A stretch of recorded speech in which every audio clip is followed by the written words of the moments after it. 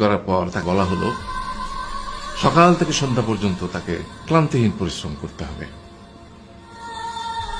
সারা জীবন তাকে পিঠে ভারী বোঝা বইতে হবে, খেতে পাবে শুধু ঘাস, আর তার মাথায় কোনো বুদ্ধি থাকবে না।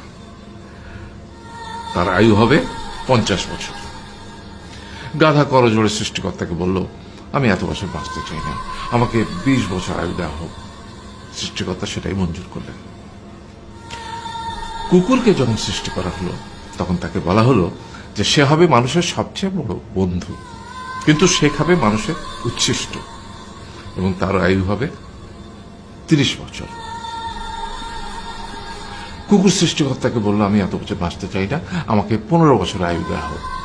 সেটাই মঞ্জুর করা হলো। এরপর বানরকে বলা হলো, তুমি শুধু গাছের এ ডাল থেকে ও ডালে ঝুল খাবে।